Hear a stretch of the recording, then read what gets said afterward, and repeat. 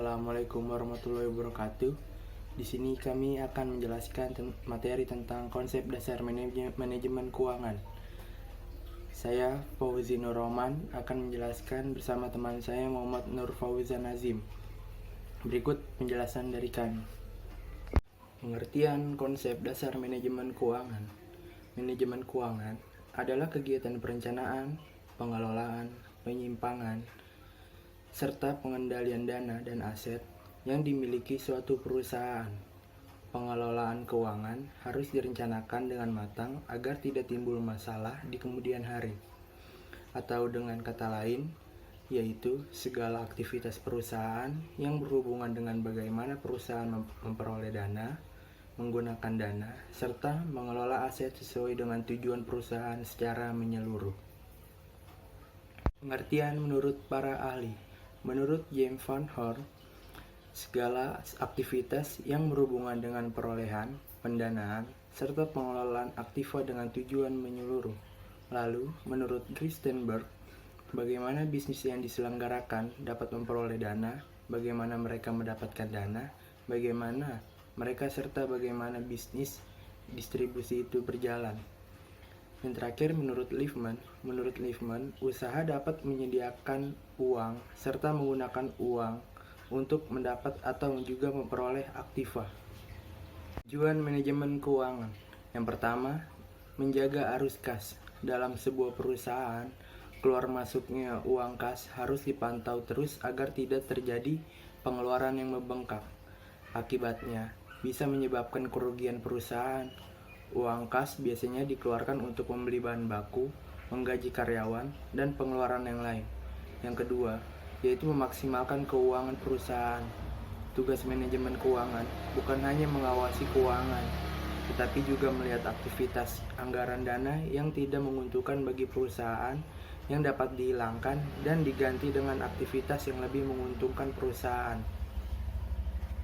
Yang ketiga, mempersiapkan struktur modal. Manajemen keuangan dalam merencanakan struktur modal harus bisa menyeimbangkan anggaran yang dimiliki dengan dana yang dipinjam perusahaan. Lalu yang keempat, memaksimalkan keuntungan. Perencanaan keuangan yang tepat akan mampu memaksimalkan keuntungan yang didapat dalam waktu yang panjang. Yang kelima yaitu meningkatkan efisiensi. Dengan menganggarkan dana yang tepat pada semua aspek, maka efisiensi dana perusahaan akan terus meningkat. Yang keenam, mengoptimalkan kekayaan perusahaan. Manajer keuangan juga harus mampu membaca pasar saham dengan memberikan pembagian laba semaksimal mungkin kepada pemegang saham. Tentunya akan meningkatkan perusahaan dan memberikan kepercayaan pemegang saham untuk terus berinvestasi di perusahaan. Yang ketujuh, mengurangi risiko operasional. Keputusan yang tepat yang dilakukan manajer keuangan akan berpengaruh terhadap risiko bisnis yang tidak pasti di setiap waktu. Yang kedelapan, memastikan kelangsungan kehidupan perusahaan. Manajer keuangan memegang peranan penting jalannya sebuah perusahaan. Keputusan yang tepat akan mampu membuat perusahaan bertahan di persaingan bisnis. Namun sebaliknya, keputusan yang tidak hati-hati akan menyebabkan sebuah perusahaan bangkrut. Yang terakhir, mengurangi biaya modal. Manajer keuangan harus membuat perencanaan modal yang tepat agar penggunaan modal dapat diminimalisasi sedemikian rupa. Fungsi manajemen keuangan. Yang pertama ada planning. Merencanakan keuangan dalam sebuah perusahaan sangatlah penting. Perencanaan keuangan meliputi mengatur uang kas, menghitung rugi laba, merencanakan arus kas. Yang kedua ada budgeting. Budgeting merupakan kegiatan mengalokasikan dana untuk semua keperluan perusahaan. Alokasi ini harus dilakukan seminimal mungkin dan memaksimalkan anggaran yang ada. Yang ketiga, controlling. Controlling adalah melakukan pengontrolan atau evaluasi terhadap keuangan yang sedang berjalan. Evaluasi dilakukan untuk memperbaiki sistem keuangan perusahaan agar perusahaan dapat bertahan. Yang keempat, auditing. Auditing adalah proses pemeriksaan keuangan. Pemeriksaan keuangan perusahaan sesuai kaidah akuntansi akan menghindari terjadinya penyelewengan dan penyimpangan dana perusahaan. Yang kelima, reporting. Reporting adalah melaporkan keuangan. Melaporkan keuangan perusahaan harus dilaksanakan secara terbuka dan transparan di semua kalangan perusahaan. Laporan ini berguna untuk memberikan informasi keadaan keuangan perusahaan. Prinsip manajemen keuangan.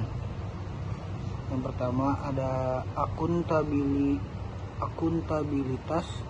Akuntabilitas adalah kewajiban moral dan hukum yang terdapat dalam sebuah perusahaan, sehingga dapat diketahui dari mana dana diperoleh, dana dipakai untuk apa saja, serta bagaimana perusahaan memakai dana tersebut. Semua pihak dan aspek di perusahaan harus tahu bagaimana dana dan wewenang itu digunakan. Yang kedua, konsistensi. Sistem keuangan perusahaan harus dilakukan secara konsisten. Bukan berarti perusahaan tidak boleh mengganti sistem yang sudah berjalan, tetapi dengan adanya pergantian tersebut menandakan adanya penggunaan dana yang tidak stabil. Yang ketiga, kelangsungan hidup. Manajer keuangan harus bisa merencanakan keuangan agar perusahaan bisa terus berjalan dan hidup. Manajer keuangan juga harus mempunyai target keuangan yang tepat. Yang keempat, transparansi. Perusahaan harus transparan dan terbuka terhadap keuangan perusahaan. Perusahaan harus menyediakan informasi tentang aktivitas dengan orang yang berkepentingan. Keuangan yang akurat, lengkap, dan rapi dapat diakses dengan mudah oleh setiap manajer yang berkepentingan. Yang kelima, standar akuntansi. Sistem akuntansi yang berlaku di setiap perusahaan haruslah sama, yang berarti semua akuntan di seluruh dunia dapat paham dan mengerti tentang sistem akuntansi yang sama. Yang keenam, integritas. Laporan dan catatan keuangan harus dijaga integritasnya dengan baik. Laporan keuangan harus dibuat selengkap dan seakurat mungkin. Yang ketujuh, pengelolaan. Perusahaan harus bisa mengelola keuangan perusahaan dengan tepat. Perusahaan harus bisa menjamin bahwa dana yang telah dianggarkan dapat digunakan sesuai dengan tujuan dan rencana keuangan yang telah dibuat sebelumnya. Manajemen keuangan berhubungan dengan 3 aktivitas, yaitu aktivitas penggunaan dana. Ialah aktivitas untuk dapat menginvestasikan dana pada berbagai aktiva. Yang kedua, aktivitas perolehan dana. Ialah aktivitas untuk mendapat sumber dana, baik itu dari sumber dana internal maupun eksternal suatu perusahaan. Yang tiga, aktivitas pengelolaan aktiva. Ialah setelah dana diperoleh serta dialokasikan dalam bentuk aktiva, dana harus dikelola seefisien mungkin. Konsep dasar manajemen keuangan.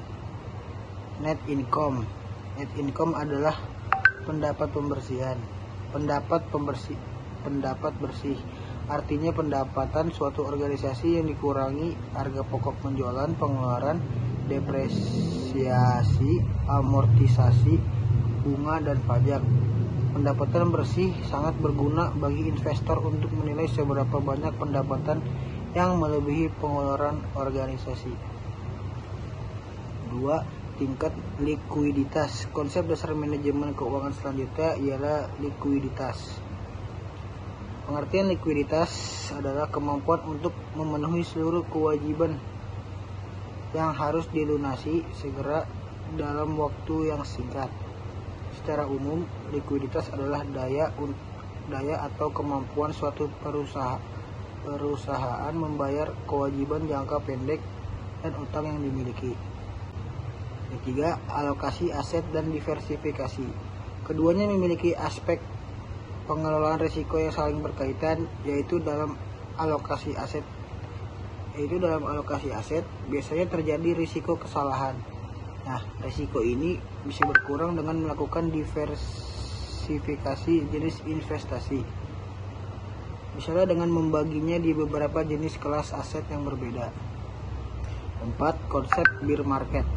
Konsep bear market ini biasanya digunakan untuk memberikan info periode penurunan harga surat berharga, misalnya ketika harga sebesar 20% atau lebih.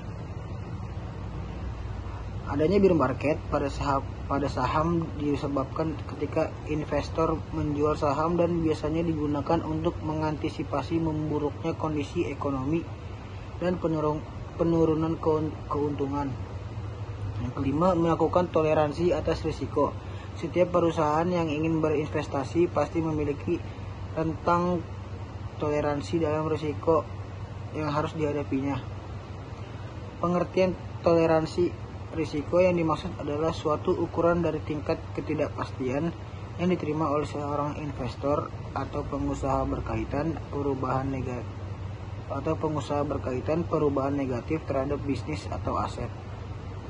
Sekian penjelasan dari kami, lebih kurangnya mohon maaf. Wabillahi taufiq walhidayah. Wassalamualaikum warahmatullahi wabarakatuh.